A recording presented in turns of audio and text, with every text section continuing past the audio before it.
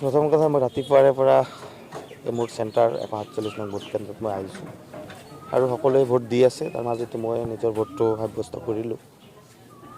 ভাল লাগিছে যে প্ৰতিকূল বতৰকো নেওচি সকলোৱে গাঁৱৰ সকলো মানুহে নিজৰ ভোট প্ৰদান কৰাৰ কাৰণে ভাৰতীয় সংবিধানে দিয়া যি অধিকাৰ সেই অধিকাৰক সাব্যস্ত কৰাৰ কাৰণে সকলোৱে ওলাই আহিছে। সকলোৱে বিচাৰে যে আমি গণতন্ত্ৰক ৰক্ষা কৰোঁ আৰু গণতন্ত্ৰক আগুৱাই লৈ যাওঁ।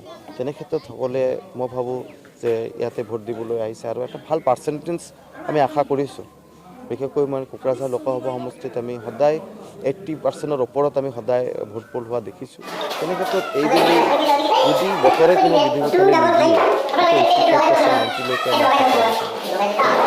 সকলোকে অনুৰোধ কৰিম যে আমি সকলোৱে ভোট প্ৰদান কৰি গণতন্ত্ৰক সন্মান কৰিব লাগে, গণতন্ত্ৰক আগুৱাই লৈ যোৱাৰ কাৰণে সকলো সংকল্প ল'ব লাগে আৰু এটা ভাল চৰকাৰ বনোৱাৰ কাৰণে সকলোৱে নিজৰ ভোটটো প্ৰদান কৰিব লাগে। কাৰণ এই এটা সময় যে আমি দেশখনক কি কৰি দেশখনক আগুৱাই লৈ যাব পাৰিম নে নাই, দেশখনক নেতৃত্ব দিয়া ব্যক্তিজন কেনেকুৱা হ'ব নিৰ্ণয় কৰাৰ সময় হৈছে।